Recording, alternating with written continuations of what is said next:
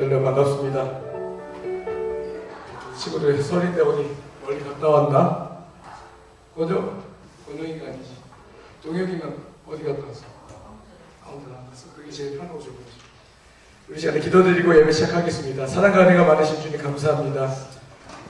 설 연휴임에도 불구하고 우리가 있어야 할 것, 우리가 주님 앞에 드려야 될 그 시간과 장소를 알기에 이렇게 모여 함께 예배드립니다. 주님, 하나님께서 함께하여 주셔서 오늘 예배 가운데 우리의 마음을 만져주시고 하나님의 그 마음을 우리가 더욱더 깊이 알아갈 수 있는 귀한 시간 될 수 있도록 인도해 주시옵소서. 그런 예배가 되기를 간절히 소망드리며 이 모든 말씀 예수님의 이름으로 기도드렸습니다. 아멘. 우리 시간에 찬양하겠습니다. 정말 하나님께서는 거룩하신 분이십니다. 우리가 주님이 어떤 분인지를 알아야 우리가 온전한 신앙생활을 할 수 있는 것인데, 정말 이 찬양의 가사와 같이 하나님만이 거룩하시고 그분만이 우리를 구원하여 주셨습니다. 우리 그런 마음으로 찬양하겠습니다.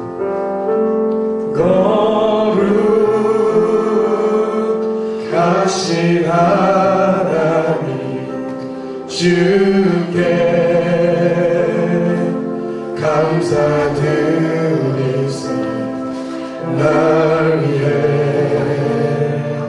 이 땅에 오신 독생자 예수 나의 맘 같은 나의 맘 같은 나의 주를 사랑하니 날 위해 이 땅에 오신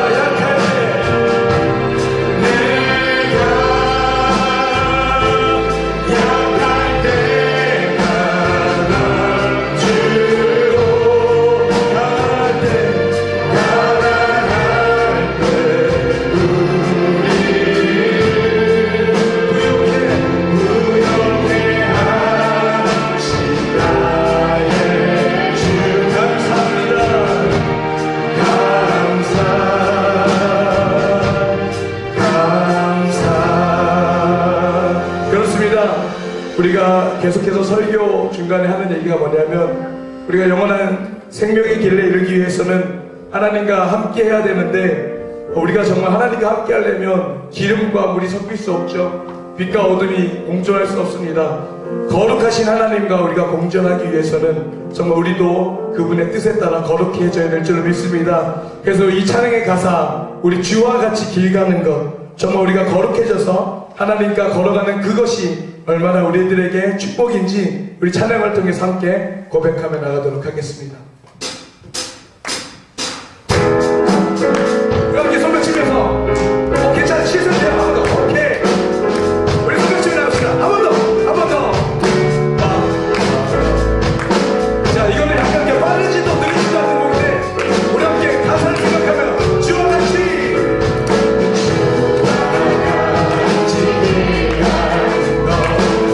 즐거운 일 아닌가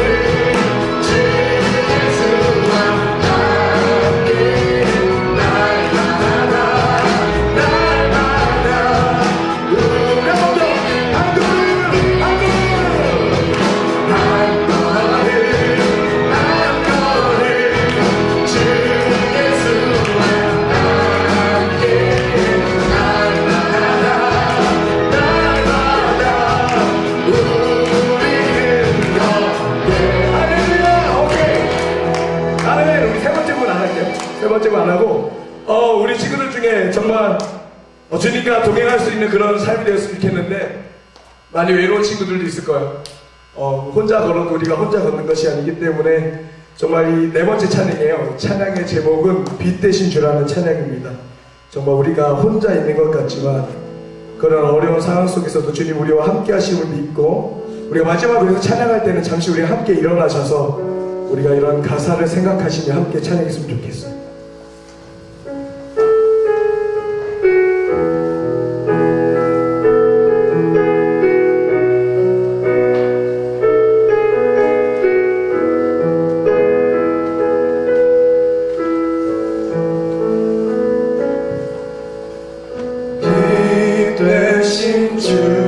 어둠 가운데 비추사 내 눈 보게 하소서.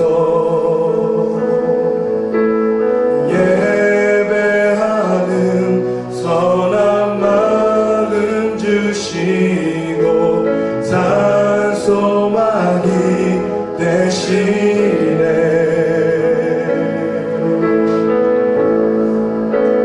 주를 경배하리 엎드려 절하며 고백해 주 나의 하나님. 사랑스러운 주님 존귀한 예수님 아름답고 놀라우시네. 주를 경배하리 엎드려 절하며 고백해 주 나의 하나님. 사랑스러운 주님 존귀한 예수님 아름답고 놀라우시네. 우리 마지막에 높임을 받으소서.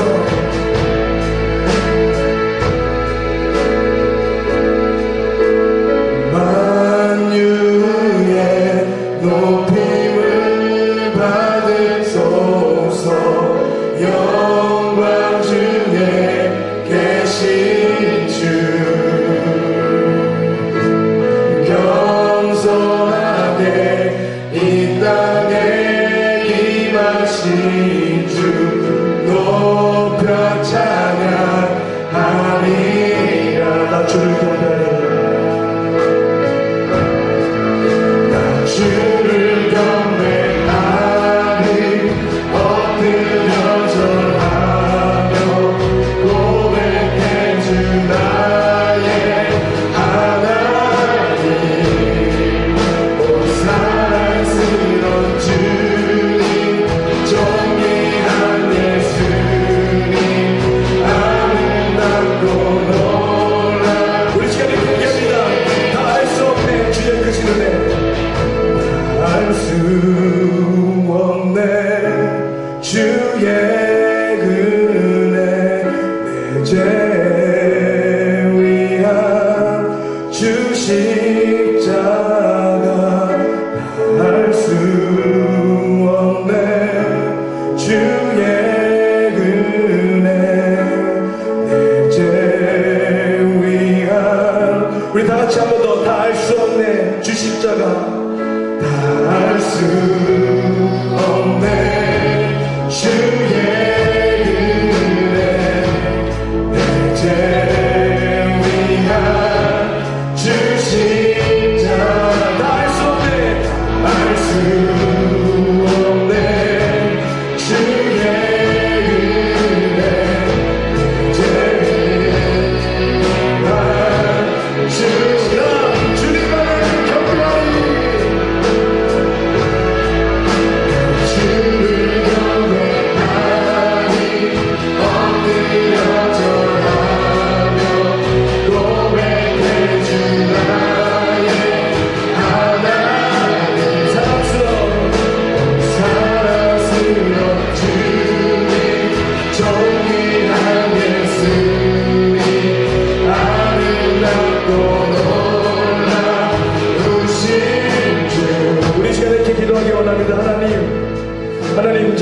주님을 알기 원합니다.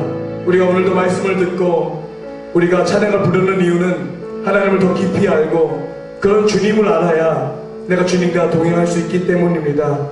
내가 내 여자친구, 내 가족을 알아야 함께 살 수 있듯이 우리가 이제는 주님과 함께 살아야 내가 영원한 생명을 얻을 수 있다는 사실을 우리가 알게 되었으니 하나님 이 시간 이렇게 기도합니다. 주님, 말씀을 통해 주님을 더 알게 하여 주시옵소서.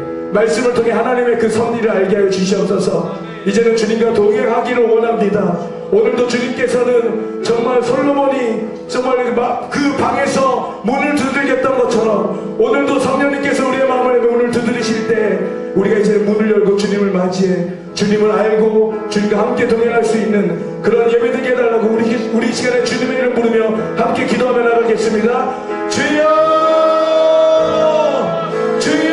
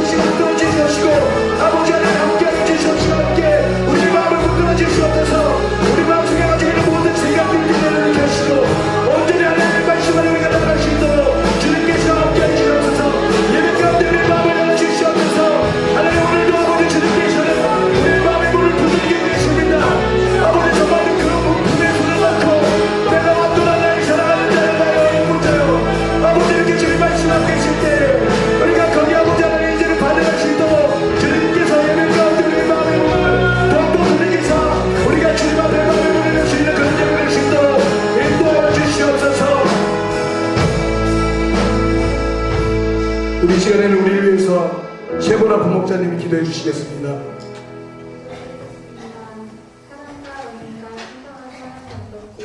좋은 날씨를 허락하시어 홀리브 예배에 드리게 해주셔서 감사합니다. 한 주간 설날 운전을 보냈습니다. 즐겁고 풍성한 설날 보내주셔서 감사드리며 또한 한 주간 지켜주신 감사합니다. 하나님, 말씀 시간입니다. 전도사님 말씀에 집중하여 주시고 말씀 전하시는 전도사님 위해 함께하여 주시옵시고 말씀을 받는 저희들 은혜 가운데 함께하여 주시옵소서. 언제나 하나님 뜻 안에서 말씀대로 살아가게 하여 주시옵소서.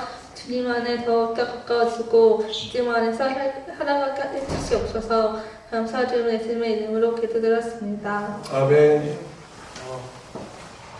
전사님이 같이 아까 잠깐 화장실 갔다 왔는데 굉장히 슬펐어요. 화장실에 갔는데 이 바지가 나한테 꽉 맞더라고. 근데 벨트가 안 채워져 있네. 이 바지가 얼마 전까지만 해도 굉장히 큰 바지였거든. 큰 바지였는데 딱 화장실 가서 봤는데 벨트가 안 채워져 있는데 잘 맞아 지금. 슬픈 거야 안 슬픈 거야? 슬픈 거야. 이 바지 되게 컸거든 나한테. 어쨌든 간에 오늘 전사님이 두 가지가 몸에 병이 왔어요. 하나는 몸살이 좀 왔어요. 몸살이 와서 지금도 목이 좀 잠겼고 허리에 담이 왔어. 담이 와서 내가 처음에는 못 서 있었어요. 제가 설날 때 이러고 다녔어요. 설날 때 이러다가 평창 전사님이 처가댁이 강릉이 와가지고 강릉이 지금 뭐 하고 있어? 올림픽 하고 있잖아. 근데 와이프가 구경하러 가재. 근데 나 지금 허리에 뭐가 왔어? 담이 왔어. 담 온 게 어떤 건지 알아? 허리를 못 펴요. 허리를 못 걸어다녀. 와이프가 가야 되는데 놀러 다녀야 되는데 갔는데 거기가 좁아. 엄청 넓잖아. 근데 나는 도저히 못 걷겠다 해서 어떻게 했는지 아는 내 와이프가 나를 휠체어에 태워서 자기가 끌고 다녔어 나를. 그만큼이나 보고 싶었나 봐. 휠체어에 내가 휠체어에 앉으래. 휠체어에 나를 끌고서는. 그래서 허리 담이 와서 조금 서 있는 것도 이렇게 한꺼번에 온 적은 거의 없어. 한 번도 없었는데, 이번 주에 좀 뭔가 무리를 했는지 몸살하고 담이 왔지만, 전 여러분들 보고 다시 힘이 나요. 정말. 그래서 오늘도 우리 함께 말씀 봅시다. 에스겔서예요, 오늘은. 에스겔서도 선지서입니다. 에스겔서 45장 말씀. 우리 한번 봅시다. 에스겔서 45장 1절에서 8절. 원래는 저 뒤에 거의 끝에까지 봐야 돼. 25절까지 다 봐야 되는데, 그럼 너무 길어지니까 우리 그냥 앞에 중요한 구절만 잠깐 볼게요. 에스겔서 45장 1절에서 8절 말씀 전사님과 교독하면서 우리 읽을게요. 자, 다 찾았나요? 우리 친구들 서린데도 이렇게 예배드리러 오고 너무 아름답고 멋있어요. 자, 에스겔서 45장 1절에서 8절 말씀 1절 전사님 먼저 읽습니다. 너희는 제비 뽑아 땅을 나누어 기업으로 삼을 때에 한 구역을 거룩한 땅으로 삼아 여호와께 예물로 드릴지니 그 길이는 25,000척이요 너비는 10,000척이라. 그 구역 안전부가 거룩하리라. 2절 시작. 그 중에서 성소에 속할 땅은 길이가 500척이요 너비가 500척이니 내로가 반듯하며 그 외에 한 10척으로 저녁이 되게 하되 이 측량한 가운데서 길이는 25,000척을 너비는 10,000척을 측량하고 그 안에 성소를 둘지니 지극히 거룩한 곳이요. 그곳은 성소에서 수종드는 제사장들 곧 하나님께 가까이 나아가서 수종드는 자들에게 주는 거룩한 땅이니 그들이 집지을 땅이요 성소를 위한 거룩한 곳이라. 또 길이는 25,000척을 너비는 10,000척을 측량하여 성전에서 수종드는 레위 사람에게 돌려 그들의 거주지를 삼아 마을 20을 세우게 하고. 구별한 거룩한 구역 너비는 5,000척을 길이는 25,000척을 측량하여 성읍의 기지로 삼아 이스라엘 온 족속에게 돌리고. 드린 거룩한 구역과 성읍의 기지된 땅의 좌우편 곧 드린 거룩한 구역의 옆과 성읍의 기지 옆에 땅을 왕에게 돌리되 서쪽으로 향하여 서쪽 국경까지와 동쪽으로 향하여 동쪽 국경까지니 그 길이가 구역 하나와 서로 같을지니라. 8절 함께 읽어 시작. 이 땅을 왕에게 돌려 이스라엘 가운데에 기업으로 삼게 하며 나의 왕들이 다시 내 백성을 압제하지 아니하니라. 그 나머지 땅은 이스라엘 족속에게 그 지파대로 줄지니라. 아멘. 자, 우리 함께 오늘 보게 될 말씀 뭐예요? 에스겔서예요. 오늘 설교할 때 여러분들이 자면 나도 그냥 잘 거야. 왜냐면 나도 지금 그냥 자고 싶어요. 그래서 설교하다 여러분들 안 된다 싶으면 나 이제 잘 거야. 알겠지? 오늘 여러분들이 많이 도와줘야 전사의 힘을 얻어서 여러분과 함께 설교할 수 있을지 믿습니다. 아멘? 아멘. 오늘 유미 졸려도 어떻게 해야 돼? 전사님 부릅뜨고 쳐다봐야 내가 유미를 보고 힘을 얻는 거야. 내가 이렇게 하다가 지연이를 봤는데 지연이 쿵벅쿵벅 졸아. 그럼 힘 빠져, 힘 빠지지. 우리 지연이 독수 있는 눈으로 전사님 오늘 쳐다봐야 돼. 자, 어쨌든 오늘 에스겔서. 자, 에스겔은 누굴까요? 사람의 이름이에요. 사람 이름. 에스겔은 선지자입니다. 우리 계속해서 지금 선지서를 보고 있는 건데, 자, 에스겔은요 어디 나라 사람입니까? 어디 나라 사람? 우리는 계속 지금 누굴 보면 남유다 백성들을 보고 있어요.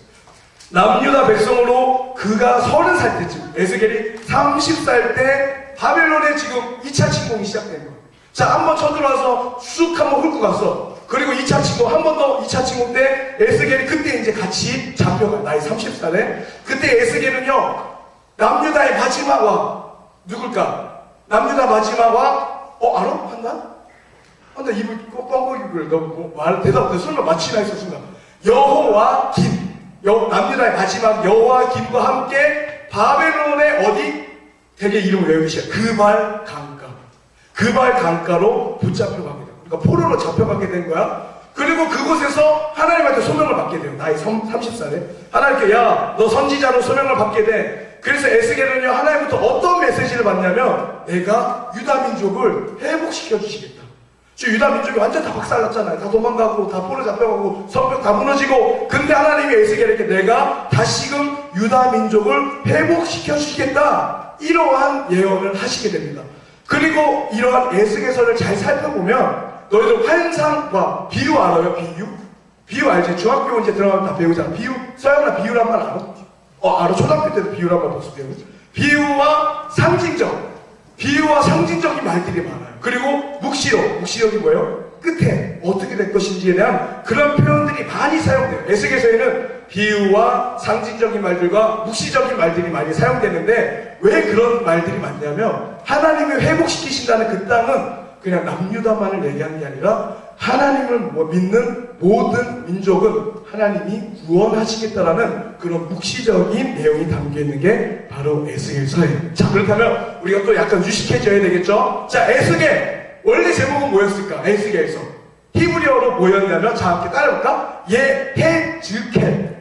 시작. 예헤즈켈. 히브리어로 이런 거 막 100번, 50번씩 해. 예헤즈켈 하다 보면 집에 가서도 아침 일어날 때 그게 생각나. 그리고서 시험 보면 다 까먹어. 원래 그런 거야. 그쵸? 여러분들 막 열심히 공부하고 시험, 유리야, 너 시험 공부 막 생각하니 지금? 이거 답안지 체크하는 순간 네 머릿속에서 나가는 거 아니야? 우리 예헤즈켈. 자, 예헤즈켈이었는데 훗날 라틴어 성경, 우리 집안에 다 이런 성경 하나씩 있죠. 벌개 성경 집에 있다는 사람. 나는 집에 벌개 성경을 갖고 있다. 라틴어로 된 성경.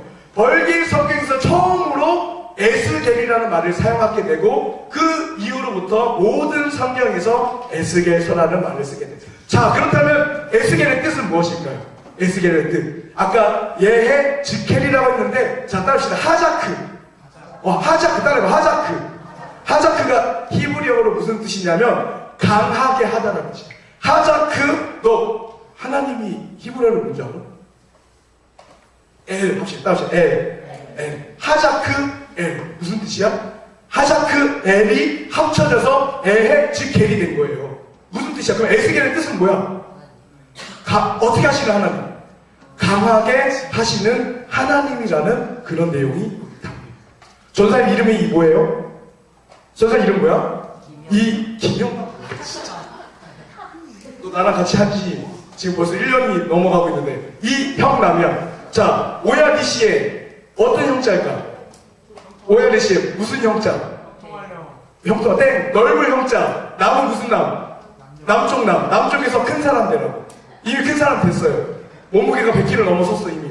나는 내 이름의 뜻을 다 이루었어. 이런 것처럼 에스겔도 뭐야? 하나님이 강하게 하신다는 뜻인데, 그 언제 쓰여졌느냐? 이것도 더 설명하면 너무 길기 때문에 그냥 기원전 593년에서 560년, 기원전 593년에서 560년, 거의 약 30년 정도에 걸쳐서 기록되었다. 자, 기록된 장소는 어디야? 아까 얘기했죠? 어디? 바벨론 어디? 바벨론 어디라고 했어? 그발, 그의 발. 외우고 싶잖아. 그발. 야, 이런 거 막 친구들 자랑해. 너 에스겔서가 어디에서 쓰여졌는지 알아? 자랑해. 야, 그발 강가에서 쓰여진 에스겔. 얼마나 학교에서 책을 듣는 사람들. 학교에 예배 책을. 야, 그런 거. 야, 너 에스겔서 딱 나오면 그래. 저 교수님 에스겔서가 어디에서 쓰여진 책인 줄 아세요? 솔직히 말할게. 교수님들도 모를 수 있어. 왜? 그런 거는 별로 중요하지 않으니까 공부를 안 하거든. 근데 뭐라고 그래? 그발, 바벨론의 그발 강가에서 쓰여진 책입니다. 딱 이렇게 얘기하면 교수님한테 이제 F 맞는 거야. 교수님한테 절대 장난쳐. 어쨌든 간에 그발 강가에서 기록된 건데, 자, 이전에 우리가 보았던 예레미야 선지자의 역할. 자, 우리가 저번 주에 봤던 책 제목이 뭐예요? 전에 봤던 책 제목 예레미야서잖아. 자, 예레미야 선지자의 역할이 있었어. 예레미야 선지자의 역할은 뭐야? 전사님의 역할은 뭐예요? 여기서 찬양하고 말씀 전하는 게 내 역할이죠? 예레미야 선지자의 역할이 있었어. 뭐였을까? 자, 예레미야 선지자의 역할은 이스라엘 백성들을 회개하게 하는 것이 예레미야 선지자의 역할이에요.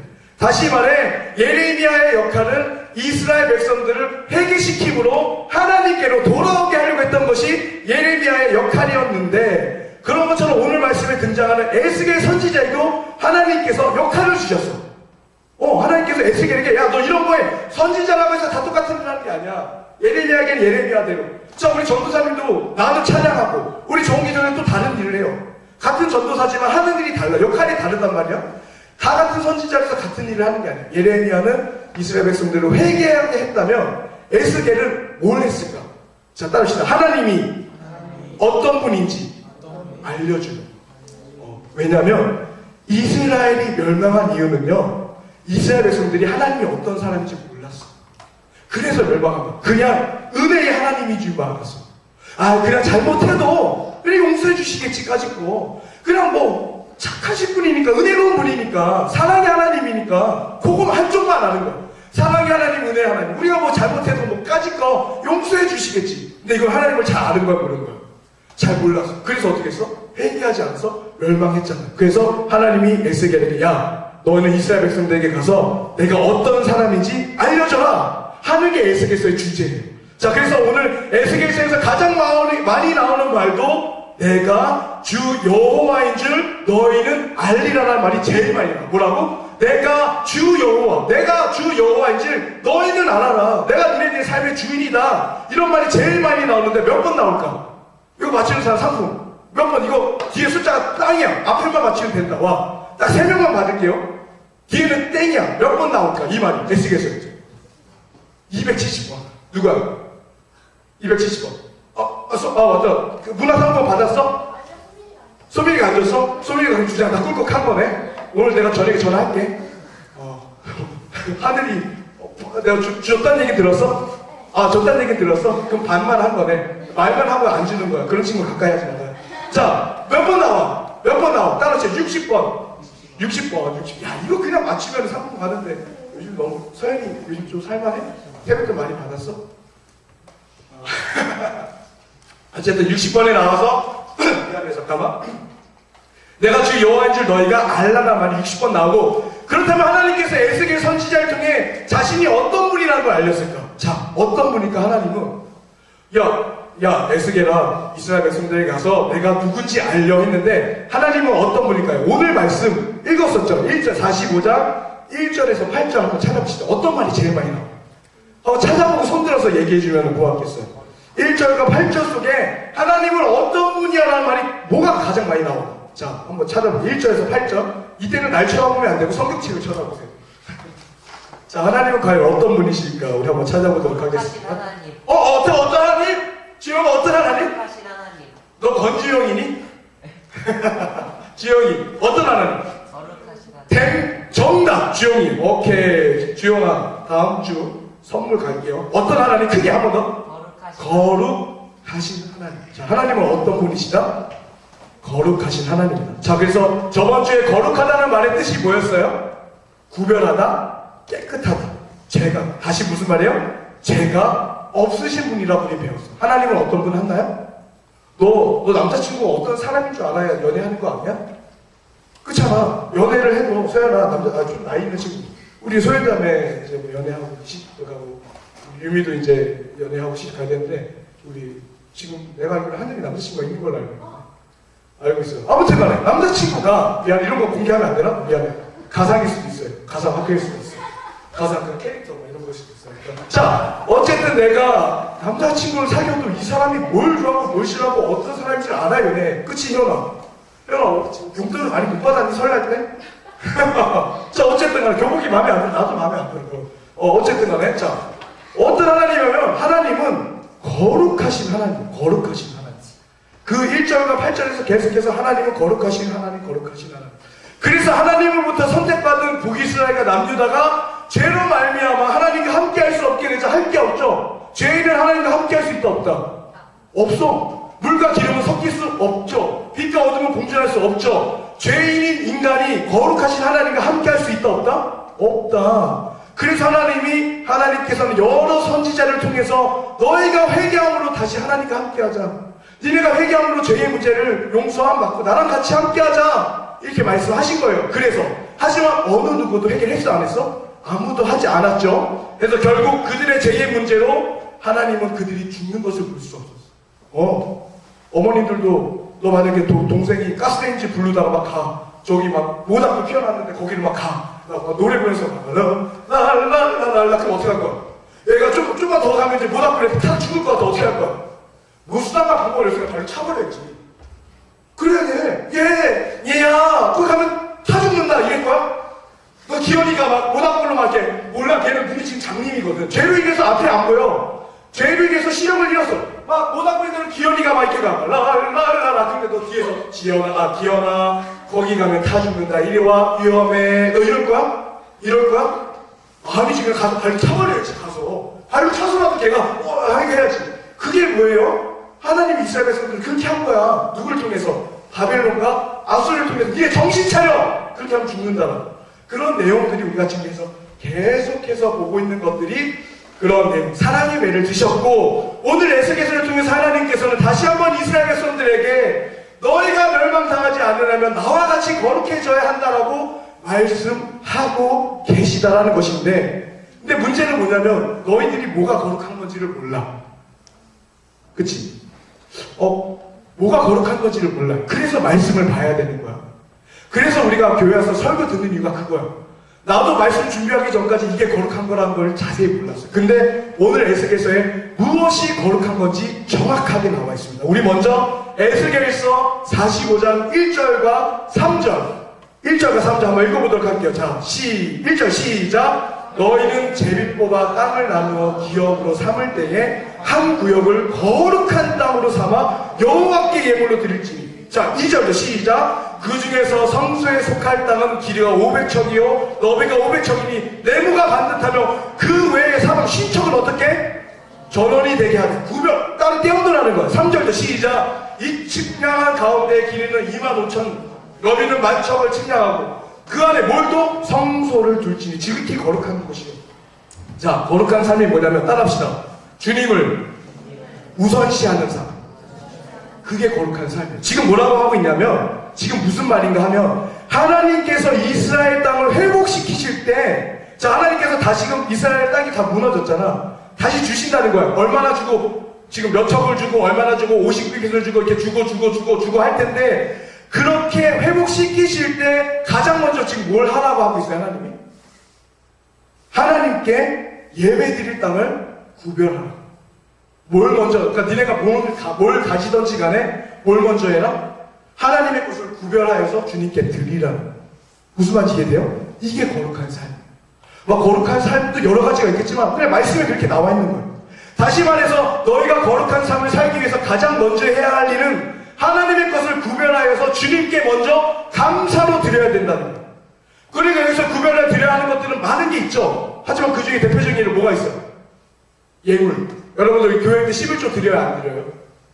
용돈 받고 세뱃돈 받고 그럴 때 드려야 안 드려요? 예물? 11조 드리죠. 그게 거룩한 삶이에요. 하나님이 너희가 거룩해지기 위해서는 뭐라고요? 주님, 하나님을 우선시하는 삶이 거룩한 삶이래요. 그래서 너희들이 땅을 받더라도 내가 너희에게 땅을 줄 텐데 그 땅을 받더라도 그 중에 일부를 떼서 하나님께 먼저 감사로 드리라는 거예요. 그런 것처럼 우리 삶 속에 우리가 거룩하게 살려면 어떻게 해야 돼? 유리야, 세뱃돈 좀 많이 받은 것 같아. 야, 세뱃돈 이번에 200만원 받았다. 난 200만원 받았는데? 난 친척이 많아서 그랬나? 근데 괜찮아. 그거 엄마가 다 가져갔어. 지금 나한테 없어. 100만원. 세뱃돈 100만원. 요즘 경제가 많이 어려워요.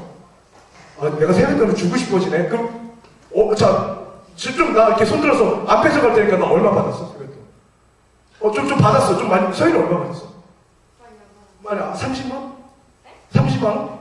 이것도 안 돼. 30도 안 돼? 요즘 경제가 많이 어렵구나. 나 때도 IMF였는데? 나 IMF 때도 200만원 받았었어. 다 해서 외가, 친가, 저기 인천까지 갔다 오고, 저기 안산 갔다 오고, 인천 갔다 오고, 저기 석교동 갔다 오고, 유진상가 갔다 오면 나는 딱 200만원. 가서 삼촌한테, 이모한테, 고모부한테, 이모부한테 절 엄청 많이 하죠. 절할 때마다 미소가 올라오지. 야, 절 한 번 했다고 5만원, 10만원 받는 세상에 그런 알바가 어디 있어? 요즘에 경기가 안 좋네. 어쨌든 간에, 그렇게 우리가 돈을 받았을 때 어떻게 하라는 거야, 하나님이? 어떻게 하라는 거예요? 그거를 떼서, 전사님은요, 이게 어머니가 11조 먼저 떼지 않고선 그건 못 쓰게 하셨어요. 예전 어머니들은 신앙 교육을 그렇게 하셨어요. 내가 어떤 돈을 받았을 때 그거를 하나님의 11조로 먼저 드리지 않고서는 그 돈 못 쓰게 하셨어요. 그래서 그런 것처럼 어떻게 하나? 하나님이 너희가 거룩해지려면 하나님의 것을 구별하여서 주님께 먼저 드리는 삶을 살아야 한다. 라고 얘기하고 있어요. 자, 이게 예물이죠. 또 뭐가 있어요? 시간이 있어요, 시간. 자, 일주일 시작이 언제야? 월, 화, 수, 목, 금, 토, 일 중에서 일주일을 시작하는 시간이 언제야? 첫 시간이 언제야? 무슨 요일이야? 그치, 잘못 알고 있는 거야. 주일, 일요일이 시작이에요. 잘못 알고 있어요. 여러분들은 토요일은 약간 좋은 날, 주일은 굉장히 좋은 주말 이렇게 알고 있어서 잘못 알고 있었어요. 일요일이 일주일의 시작입니다. 그래서 우리가 주일날 예배 드리는 거예요. 왜? 일주일의 첫 시간을 하나님께 드리는 거예요. 여러분들 여태까지 끝물 드리고 있었어, 하나님한테.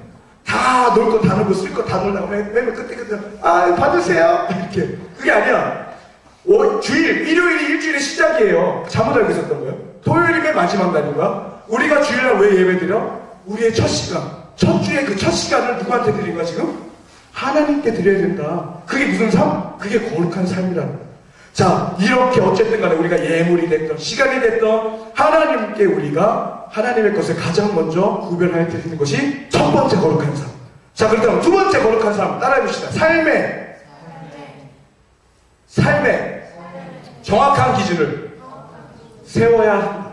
삶의 정확한 기준을 세우는 것이 거룩한 삶인데, 오늘 에스겔서 45장 9절과 10절 한번 읽겠습니다. 9절 10절 시작. 주 여호와께서 이같이 말씀하셨느니라. 이스라엘 통치자들아, 너희에게 만족하니 너희는 포악과 겁탈을 제거하여 버리고 정의와 공의를 행하여 내 백성에게 속여 빼앗은 것을 그칠지니라. 주 여호와의 말씀이니라. 너희는 공정한 저울과 공정한 에바를 공정한 밭을 쓸지냐. 자, 무슨 말인가 하면, 우리가 거룩한 삶을 살기 위해서 나의 예물을 하나님께 가장 먼저 드려요. 뭐 용돈 받았어, 세뱃돈 받았어, 뭐 돈이 생겼어, 그걸 가장 먼저 하나님께 드린다 칩시다. 그렇게 해요. 그리고 나의 시간을 가장 먼저 하나님께 드려. 해서 주일날 아침마다 와서 예배를 드려. 나의 첫날, 첫 주의 첫 시간을 하나님께 드려. 이렇게 드리면서 그 외에 나머지 예물과 시간을 다시 예전과 같이 남을 속이는 데 쓰고, 가난한 사람을 헐값에 팔아놓은 이스라엘 백성들이 가난한 사람을 헐값에 팔아넘기고, 가난한 사람의 공물을 착취하고 뇌물을 받고 법을 재판하고 시장의 줄을 속여서 물건을 팔면 된다 안 된다? 안 된다고.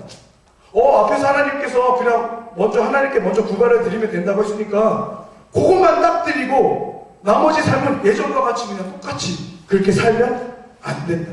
그래서 하나님이 어떻게 하셨냐면 11절과 16절을 보면 정확하게 얘기해요. 정확하게 1cm, 1m까지도 얘기하면서 너희들이 거룩하게 살려면 이렇게 깨끗하고 거룩하게 살라고 말씀해 주세요. 자, 그렇다면 오늘날 하나님께서 우리들에게 이렇게 깨끗하고 거룩하게 살라고 정해 주신 말씀이 있을까? 미안해. 그게 설레. 있을까 없을까? 하나님이 너희들 이렇게 살아야 이제 거룩해져 라는 그런 어떠한 지표를 세워준 책이 있을까? 말씀이 있을까요? 말씀이 있을까 없을까? 뭐야? 나의 사랑하는 책 비록 헤어졌으나 우리 어머님이 주를 읽으셨던 무슨 책? 동일이가 집에 가면 어머님이 밤마다 읽으시는 책.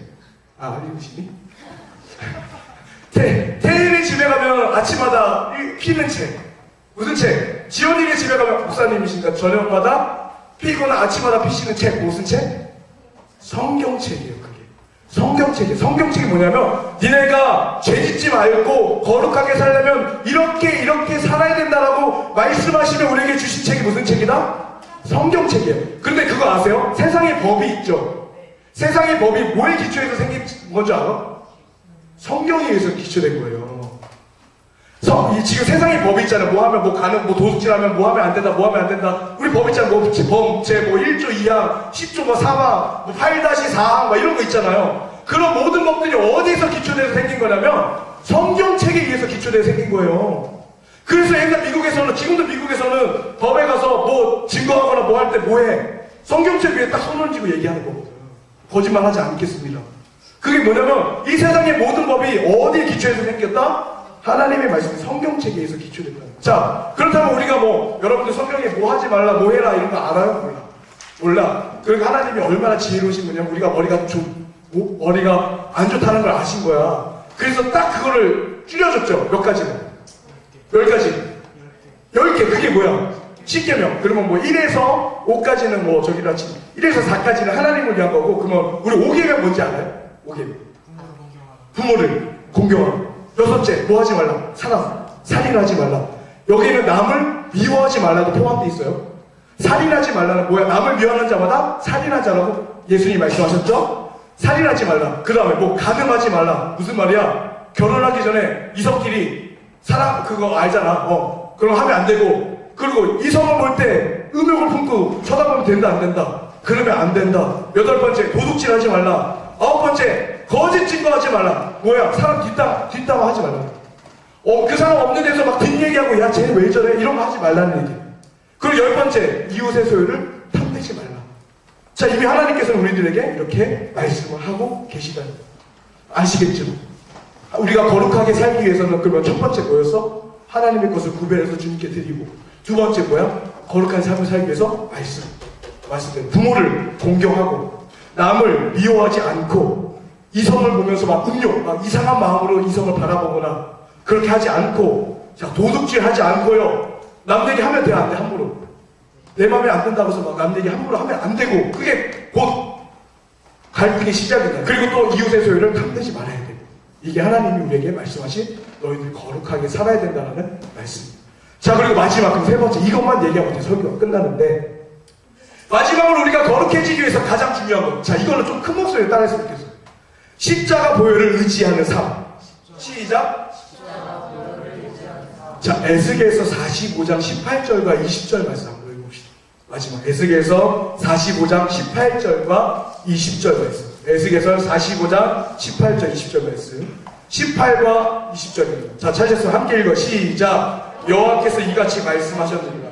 첫째 달 초하루 날에 흠없는 수송아지 한 마리를 가져다가 성소를 정결하게 하되, 제사장이 그 속죄의 희생제물의 피를 가져다가 성전 물설주와 제단 아래층 내 모퉁이와 안뜰 문설주에 바를 것이요, 그 달 7일에는 모든 과실범과 모르고 범죄한 자를 위하여 역시 그렇게 하여 성전을 속죄할지라.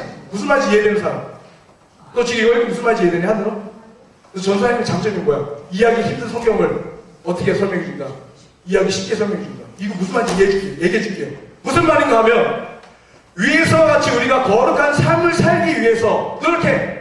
어느 날 우리 학생 한나가 나 거룩해질 거야. 부모를 공경하고 남을 미워하지 않고 이성을 품지 않겠죠? 도둑질 하지 않고 친구 뒷담화도 안 해. 이제는 친구 거 보고 훔치지도 않아. 그런 거룩한 우리 한나가 그런 삶을 살았어. 근데 인간은 실수를 해, 안 해? 해, 안 해? 해. 인간은 실수를 해요. 그걸 언제 가장 많이 하시면 결혼해보면 알아요. 사람 실수를 참 많이 해. 그러니까 결혼하면 삶이 참 거룩해져. 왜냐면 내가 얼마나 연약한 존재를 정말 알게 하거든. 어쨌든 간에 인간은 연약한 존재이고 완벽한 존재가 아니기 때문에 내가 아무리 거룩하게 살려고 노력해도 또 실수하고 또 범죄를 저지르게 된다는 거야. 그래서 그때마다 하나님이 뭘 하라고 하고 있냐면, 따라합시다. 속죄제. 지금 여러분들이 읽었던 18절과 20절 말씀이 뭐냐면 속죄제예요. 속죄제. 니네들이 범죄했을 때마다 하나님께 이걸 드려야 돼. 속죄제야. 그럼 속죄제가 뭐예요? 설명해 줄게. 자, 우리 지원자매가 어저께 슈퍼에 갔다가, 이거 너무 어저께 아이폰 가게 갔다가, 아이폰 요즘에 뭐예요? A9 나왔나요? X가 최고예요. 지원자매가 걸어가다가 X가 걸려있는 걸 본 거야. 그러니까 너무나도 그게 보암직하고 먹음직하고 탐스러워서 어떻게 했어? 그거를 자기 주머니에 넣었어. 다행히 직원이 졸고 있어서 안 들켰네? 근데 지원자매의 마음속에 뭐가 있어?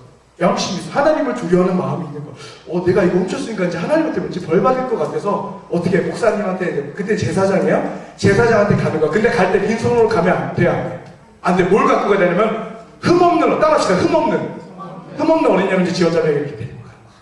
데리고 가서 얘기를 해.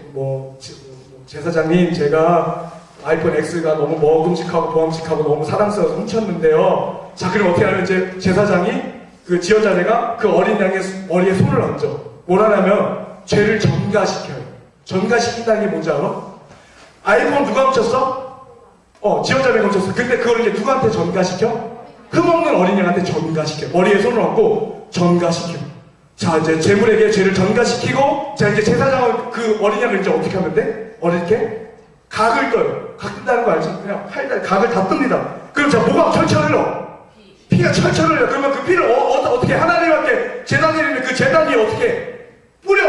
그리고 이제 뿌리고, 그리고 그 피를 지원자매의 오른쪽 귀, 그리고 엄지손가락, 그리고 엄지발가락에 발라. 무슨 말이야? 머리부터 내 손끝과 발끝에 있는 내 죄를 누가 대신 담당했다? 누구에게 전가시켰다? 어린이에게 담당시켰다. 이렇게 해야지 뭘 받을 수 있어? 죄 용서 받을 수 있어. 자, 그럼 물어볼게. 자, 그렇다면 궁금하죠? 왜 어린 양을 죽여야만 했나? 왜 꼭 죽였어야 했어? 그냥 하나님 잘못했어야 하면 되는데 왜 죽여야만 했나? 왜 죽였어야 돼, 어린 양을? 그 비싼, 그 귀한, 그 귀여운 양. 귀엽잖아. 왜 죽였어야 돼? 왜 죽였어야 돼? 로마서 6장 23절에 죄의 값은 뭐라고 그랬어? 죄의 값은 사망. 죄를 지었으면 어떻게 돼? 누군가는 반드시 뭐 해야 돼? 죽어줘야 돼. 그럼 지원자매가 아이폰 X 훔쳤다고 죽을 수는 없어. 죽어야 돼, 말아야 돼? 죽을 수는 없잖아. 그럼 대신 누구 죽이는 거야? 흠없는 어린 양을. 그래서 어린 양을 죽였던 거야. 그렇다면 오늘날 여러분들 죄 지어 안 지어? 죄 짓잖아. 어떻게 할 거야? 야, 어떻게 할 거야? 저기 형사 가가지고 어린 양 데리고 올 거야? 서현이 죄 지었어. 엄마한테 대들었어. 그러면 그날 저녁에 형사까지 버스를 타고 와. 고속버스 타고 와. 타고 갔다가 저기 아저씨 제가 죄 지었는데 어린 양 흠없는 걸로 하나 주세요. 보니까 막 들어오면 안 돼. 흠이 없어야 돼. 부러지거나 긁히거나 각히거나 그만 아주 깨끗한 흠없는 어린 양. 보니까는 흠없는 양이 있어 없어? 형사가 가방에 다 넣었더라고. 흠없는 양이 없으면 서현이는 어떻게 되는 거야? 그날 밤에? 죽는 거야. 왜? 죄의 값은 뭐니까? 사망이니까. 자, 그럼 그렇게 할 거야? 한나 그렇게 할래? 한나 희연이랑 막 싸우다가 희연이랑 안 때려버렸어.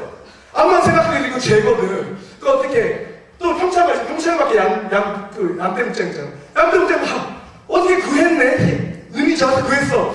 1톤 트럭에 실어가지고 아저씨 수원으로 가요. 벌써 거기에 20만원 깨졌어. 깨져서 이제 제사장도 찾아야 돼. 제사장이 똥똥똥 제사장이 제가 희연이를 때렸는데 제가 속죄제를 드려야 되겠어요. 없어. 그때마다 각을 떠서 피를 받아서 그 제물에 뿌리고 이마, 엄지 발가락, 엄지 손가락, 엄지 발톱 뿌리고서 하나님 죄송합니다. 그때마다 그렇게 할 거야? 근데 그렇게 해야 돼. 아니면 죽어요. 왜? 죄의 값은 사망이니까. 어떻게 할래? 어떻게 할래? 자, 죄 지을 때마다 그렇게 할 거야? 하늘아? 할 수 있어 없어? 끝났다 너는 이제. 어떻게 할래? 나도 끝났어. 저 사람도 양 살 돈이 없어요. 인형은 살 돈이 있어. 양 인형. 5,000원짜리 양인형은 살 수 있지만 진짜 사내는 양은 나도 못 사. 어떻게 할래? 자, 그때 하나님께서 우리에게 주신 어린 양이 있다 없다? 있다. 한나세 띄워주세요. 요한복음. 자, 이렇게 시작. 예수께서 자기에게 나오심을 보고 이르되 그러한 사람을 지금 지원받는 하나님의 어린양이다. 누가 어린 양이라고? 하나님 누가? 이튿날 요한이 누구에게 말했는데? 여러분들의 어린 양이 누구야? 흠없는 어린 양이 누구야? 예수님, 예수. 그래서 다음 띄워주세요. 읽시다. 시작.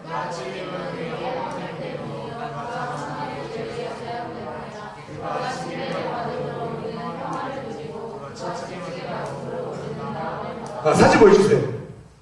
여러분들 저 사진 많이 봤죠? 많이 본 사진이죠? 예수님 십자가에서 왜 저렇게 죽으신 거야? 예수님 지금 각이 떠졌네? 예수님 지금 각이 떠진 상태예요. 모든 피를 지금 흘리고 계셔. 왜? 예수님이 뭐니까? 다시 나의 어린 양이기 때문에. 그래서 여러분들이 죄의 용서를 받으려면 이제 어떻게 해야 돼? 옛날 때처럼 평창 가가지고 양을 잡아가다가 이렇게 할 필요가 있어 없어? 이제는 어떻게 하기만 하면 돼?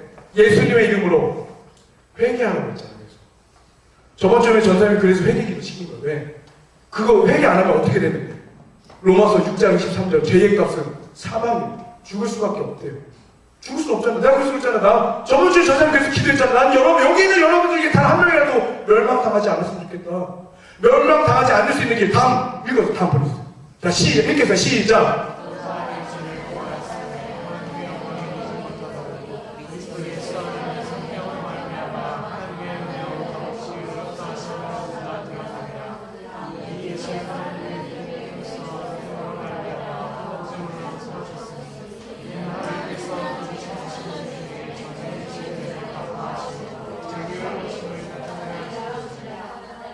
자, 모든 사람이 죄를 범하였음에 하나님과 우리의 관계를 끊어뜨린 게 뭐라고 그랬어요? 죄. 모든 사람이 죄를 범하였음에 생명 되시는 하나님께 이르지 못하였더니 하나님께서 예수를 뭘로 세우셔서 여러분들의 화목제물을 세우셨다고. 여러분들의 어린 양으로 십자가에 세우셨다고. 아까 그 사진 한 번만 더 보여주세요. 사진.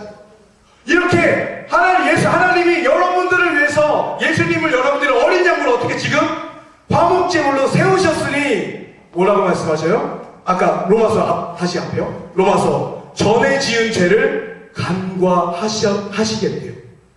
간과하시겠대. 무슨 말? 간과란 말을 사전에 찾아와. 무슨 말인지 기억하지 않으시겠대. 간과란 말은 더 이상 기억하지 않으시겠대. 지연이가 다은이를 패던 지연이가 엄마한테 가서 대들면 안 되지만 사람은 실수를 해요. 지연 자매가 아이폰 X를 훔치면 안 되지만 실수를 해. 어떻게? 순간 유혹. 명품백을 훔쳐요. 뭐 이런 거 말고도 여러분들 알잖아. 뭐 남학생들 제 친구 해. 근데 어떻게 하면 이 죄를 어떻게 해결하면 나의 어린 양 대신 예수님의 그 피, 그 보혈로 내가 뭐 하면 회개하면 하나님이 내 죄를 어떻게 하신다? 간과하신다. 기억하지 않으신다. 잊어버려 주신다. 왜? 그 죄값을 누가 이미 다 치렀기 때문에. 예수님이. 자, 그렇다면 오늘날 우리가 죄를 짓고 그 죄로부터 자유함을 얻을 수 있는 방법이 뭐야? 자, 나를 위해 죽으시고, 따라서 나를 위해 죽으시고, 나의 어린 양이 되어주신 예수 십자가의 보혈로 죄 용서를 구하고 회개하면, 예수 십자가의 보혈로, 그래, 용서 구하면 용서해 주신다. 찬양 그거는 예수 십자가에 흘린 피로써 그대는 씻기어 있는가? 예전에 어른들이 그 찬양하면 그냥 뭔 말인가 했지. 주의 보혈 능력 있도다 주의 피. 옛날에 어른들이 그런 찬양하면 뭔 찬양인지 이해가 안 됐지. 예수 십자가에 흘린 피로써 그대는 씻기어 있는가? 뭐가 씻겨? 여러분들 죄가 씻겨 있는가? 물어보는 거야. 안 씻겼으면 빨리 회개하고 다시 돌아오라고. 눈보다 더 이게 밝히는 거 뭐야? 보혈의 능력, 주의 보혈. 그거야. 나중에 들을 때 여러분들이 집사님 권사님 되면 그 찬양 막 박수 치면서 눈물 흘리면서 부를 걸 이제. 주여! 나의 죄를 용서할 건 뭐밖에 없으니까. 예수의 보혈밖에 없으니까. 그거예요. 여러분들이 거룩해질 수 있는 마지막이자 가장 중요한 건 뭐야? 나를 위해 죽으신 나의 어린 양이 되어주신 예수의 십자가의 보혈로 죄 용서하고 회개하면 하나님이 우리의 죄를 간과해 주신다. 근데 용서하지 않으면 간과해 안 해? 안 해. 이스라엘 백성과 북이스라엘 용서 안 하니까 어떻게 하셨어? 아무리 사랑하는 백성이라 할지라도 아무리 사랑하는 내 자식이어도 이 자식이 잘못했다 회개 안 하면 어떻게 하셨어? 멸망시키셨다고. 그걸 해야 돼. 그래서 오늘 말씀 정리합니다. 오늘의 말씀의 에스겔서를 통해서 하나님께서는 자신이 어떠한 분이신지 우리에게 말씀해주고 계셔. 하나님은 어떤 분? 거룩하신 분.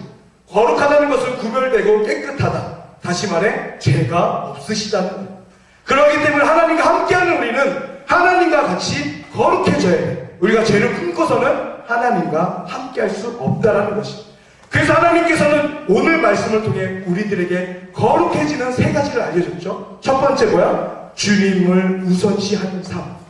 여러분들 뭔가 귀한 게 생겼어. 그럼 어떻게 해야 돼? 먼저 구별하여 떼어서 하나님께 감사함으로 드릴 수 있는 거룩한 삶. 두 번째, 삶의 정확한 기준을 세워야 돼. 그 기준이 뭐야? 하나님의 말씀. 하나님이 이렇게 살아야 거룩하다. 하나님의 말씀을 기준으로 세우고 사는 삶. 마지막 세 번째, 제일 중요한 건 뭐야? 십자가 보혈을 의지하는 삶. 여러분들이 아무리 그래도 내 모든 죄를 용서하실 분은 예수의 보혈밖에 없다.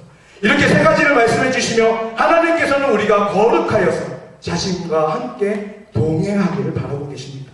그렇기 때문에 사랑하는 여러분, 이제는 더 이상 죄에 발이 묶여서 하나님께로 나아가지 못하는 것이 아니라 거룩한 삶을 사셔서 하나님과 함께 영원한 죽지 않는 죄의 값은 사망이지만 하나님과 함께하는 것은 영생입니다. 하나님과 영원히 살 수 있는 천국문에 들어가실 수 있는 여러분들이 되었으면 좋겠습니다. 아멘. 기도할까요? 사랑과 은혜가 많으신 주님 감사합니다. 주님, 세상은 거룩하지 못하고 제 자신도 들이돌아봤을 때 거룩하지 못합니다. 그러나 우리가 내가 그냥 거룩하지 않다고 하여서 세상 사람들과 똑같이 그냥 살아갈 수는 없습니다. 우리는 여기 모이는 단 한 명이라도 멸망당해서는 안 되기 때문에 우리는 이제 주님과 같은 거룩한 삶을 살아야 될 줄로 믿습니다. 그렇게 하기 위해서 오늘 말씀해 주신 세 가지 무엇입니까? 우리의 삶 가운데 주님을 우선시하는 삶을 살게 해 주시옵소서.